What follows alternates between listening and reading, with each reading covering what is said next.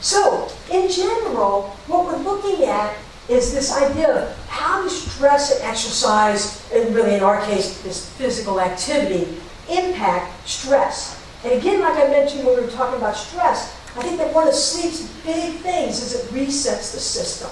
It takes you from being sleepy and tired to being at least energetic and focused or able to focus. And it does that very well. And it's very efficient at that if you sleep regularly. Okay?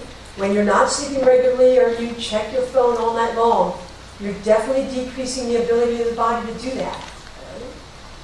Physical activity in a normal sedentary environment, like a classroom setting, doctor's rooms, I'd love to get into a doctor's waiting room, but I just think that it can help us manage those daily stressors that we have to deal with. Where you're sitting in class, and I started using the Fit Desk. That's the first thing I did when I thought about using it. I bought one for myself. I started to use it. And there's something positive about it, guys. I do a lot of reading on it, right? I do a lot of grading on it, right? Because there's something positive. I'll look at a stack of papers I have to grade, and I'm going, okay, I know the students might be shocked to hear this, but I'm going, oh no. I have to read this paper, so no. And then I'll think, okay, just get on the Fit Desk. And I'll get on the Fit Desk, and it feels better. Not hopping up and down with joy better. No, I'm not talking about that kind of level of happiness. There's just something a little bit positive about it. I do a lot of reading there. I do a lot of email there. Yeah. I don't do everything there, of course. I don't think Fit Desk are going to replace Desk. I just like it as an addition. Yeah. Extra. I have one in my office at work I use. Not as much as I'd like, but a little bit. Yeah.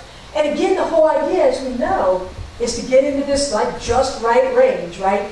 This is where we want to be. We don't want to be on the lower side. We don't want to be on the upper side, right? We don't want to be overstressed. We don't want to be understressed. And that's, again, I think something that everybody has to figure out for themselves. I mean, some of us get more excited quicker than others, and that's quite clear. Yeah. If you like horror movies, you're probably a little bit more down here. Because horror movies pull you up, right? I hate horror movies. I'm probably a little bit more up here. Yeah, because they're too stressful for me. I'm like, oh, can't imagine watching those things. Yeah. And that's what I got for you guys. I'm probably pretty close on time. So I did pretty good there. Of course, just briefly, especially for the high school students out here, it's a great time to be a tiger. Clemson's a great place to be. I encourage you to look at us. Right? It's a great place. I mean, we've got a lot of good things going on, and right now it's particularly good if you like college football at all, and if you don't, you will if you come to Clemson. It's hard not to love it. Yeah, at least for right now. So it's a good place to be, so I encourage you to look at it. All right. And I'll be happy to answer questions on any of the topics. Questions about being in the Navy when I was a little bit older than you guys are. Yeah. I joined the Navy right after high school. Yeah. So you were saying that if somebody goes to sleep, their head droops. So, Stage 1 sleep, right. If you're sitting up or something. Yeah. Right. Now, my wife is sitting in the car, and she's sitting there supposedly sleeping, but her head never bobs. Now me, I go to sleep, and I'm drooling all over. Right, exactly. So is she never asleep if she doesn't? Well, and I mean, that's a really great question. I think that one of the things is that if you can support your head, you're going to be able to go to sleep. So if in a car, if she's able to lean back enough to support the head, it's probably not going to droop much, right? And of course, everybody's muscles relax at a slightly different rate. Some people have a little bit more tense muscles here than others, so their heads are not going to droop as much either. In classroom settings, I mean, it's like a kiss of death to put your head back and lean against something. You know, I never recommend really comfy chairs in a classroom setting. These are perfect, right? Because but students will do that. They'll put their head on their hand, and I mean, we've all seen it, right? They'll put their head on their hand, and then it's like, But it is a question, and the only answer is, was she able to support her head enough to get to sleep? That's the question. If she's sitting directly upright, it'd be hard to do. So maybe she's never sleeping. I don't think she is. Yeah. But she may be. But you know what she may be is in that drowsy stage where she's getting those beautiful alpha waves. It's really relaxing, and we like that. Yeah, we like that. That's what a lot of people talk about. A quick 5-10 minute nap. I'm not so sure you're sleeping really, but man, if you can get that alpha waves, we like that. meditation. It's what meditation tries to do, is to generate alpha waves. It's to relax your body and brain. That's a good way. Yeah. Yeah, into that, please. You mentioned naps, value of naps in mid-afternoon. So naps. I get a lot of questions about naps. I actually think that naps are a good idea if you're sleeping enough at night already. So if you're regularly sleeping as adults, for adults, not the high school students, but the adults, if you're sleeping, say, 6 hours at night, and then you nap during the day, I say more power to you. You go. Right? Sleep a little bit during the day, get that little jolt of energy, right? Because you'll wake up a little bit energized. If you don't wake up energized, then you probably don't nap, because there are some people that just hate naps. It's weird. Yeah. I suspect, by the way, that when you wake up not liking that you slept, you're probably waking up in stages 3 or 4. We are not happy people waking up out of stages 3 and 4. Yeah. Yeah. We like to wake up out of REM. You can ask yourself tomorrow morning, right? As soon as you wake up, am I dreaming? If you're dreaming, you probably woke up in REM. If you're not dreaming, you probably woke up in stage 2. Test it out. Yeah? Probably so. Yeah. Yeah. When you don't have enough sleep, are the parts of your brain that receive optical information affected? Oh, that's a good question. There's a good bit of data about how we process visual and optical information, and a lot of people claim that we do a lot of that processing in REM sleep, when the brain is probably awake, but the body's asleep, right? But we don't. We have information like, and you already know this. You dream about what you think about, and we see this quite clearly with video games. People that do new video games. This was tested originally a number of years ago with Tetris. Right? They brought in people that didn't know Tetris. I know, hard to believe, but they brought in some people that didn't know Tetris at that time, and they had them play Tetris before going to bed, and they dreamed about Tetris all night. They did. And they recorded the part of the brain that does a lot of that visual processing. And we know that highly visual events like video games before going to bed tend to activate that part of the brain. Right? So it's one of the things I would encourage you to do, is to kind of shut that stuff down, right? Let your brain. It's for the same reason that I don't encourage you to go to eat right before going to sleep. If you eat before going to sleep, what you've done is you've told your body, digest this food. Oh, but wait, go to sleep too. Yeah, when you're not going to digest food, because you can't digest food when you're sleeping. It just sits there in a lump. Yeah. Yeah. Don't eat right before bed. Don't do really highly active visual things. Yeah. Yeah. Yeah. What about sleeping with your TV on? Yeah, I wouldn't recommend it. Don't use your TV at night. Turn it off. My God. Use your remote. Turn it off. That's how I normally sleep. I know, but and it's a habit. What you've done is you've developed a habit to go to sleep with the TV on. Many people do. You can also develop the habit to sleep without the TV on. Turn it off, right? I know some people say it's the only way I go to sleep. My guess is the vast majority of you, if you try, could get rid of that habit. It's just a habit. Yeah. You remember, I talk about this all the time because I teach a brain and behavior class, and I tell people, oh yeah, we've got a learning, our brain is a learning machine. Our brain is also a habit-making machine. You go to sleep a few times with the TV on, pretty soon it wants the TV on. Yeah. Yeah. All the way in the back, I think I saw the hand first. Yeah. So what's your definition of dreams as thoughts with no control? What's your response to lucid dreaming? So lucid dreaming, another question I get a good bit of. So lucid dreaming, the idea of that is for humans to be able to stay asleep enough to be in REM, but awake enough to try to control the thoughts, right? So you're somewhere in the middle. We've all done that a little bit, right? Sometimes on a Saturday morning you might wake up and realize, oh man, I get to go back to sleep. This is great. That was a great dream. I hope I dream again. And you can go right back into that dream again, right? Maybe not every time, but it can happen. They're trying to fine-tune that.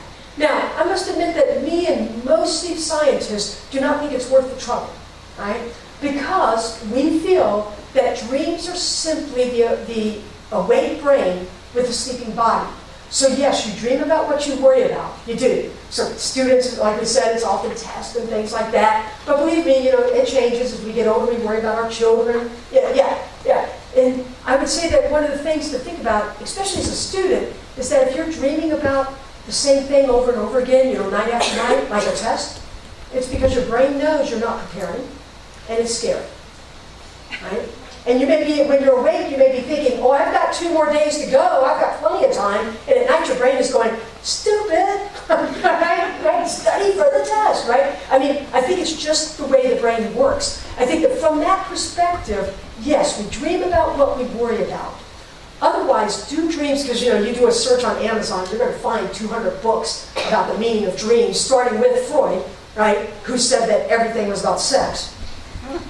Riding a horse was sex, seeing a dog was sex. I mean, oh my God. I mean, maybe for him it was. I just don't think it is for all of us. I think it was for him, though, because that's what he wrote about and probably dreamed about.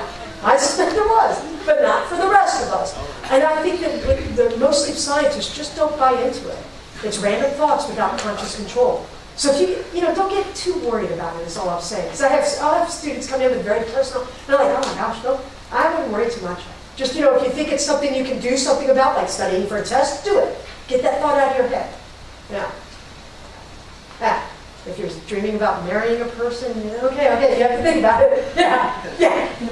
So I know somebody that passes out a lot, and she'll pass out for maybe 30 seconds, and then wake up and talk about a dream she had. So is it possible to quickly accelerate into an REM sleep? Yeah, that's a little worrisome. I mean, we don't usually pass out and have dreams. I mean, seriously, that's a question. Is it any kind of seizuring?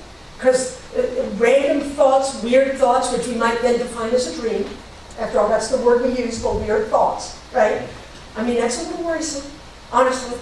Yeah, I mean, it's not a normal thing to be, it could be a seizure. Yeah. I don't know her well. Yeah. I'm sorry, I didn't mean it that way, but I mean, seriously, if she's not seeing a doctor, she might want to. Yeah. I mean, that's the kind of thing I would recommend. If I had a student come to me with that kind of thing, I'd be like, are you seeing? Because I just think the brain doesn't usually do that. Yeah. If you think about it, just think about the group here, right? I mean, our brain is pretty predictable. We can do some pretty special things. At first when you said that, I thought you might be meaning that maybe she's, like low on glucose or something, not eating regularly, because that's another time that we regularly pass out. The brain's basically saying, you stupid idiot, eat. I'm going to shut down for a while. And that's, like with diabetes, they give them the sugar, because then it wakes them up, right? But that doesn't sound the same, so I'd be a little concerned. Yeah. Sorry. You said earlier that an hour of exercise compared to the rest of the day being sedentary. What is the balance?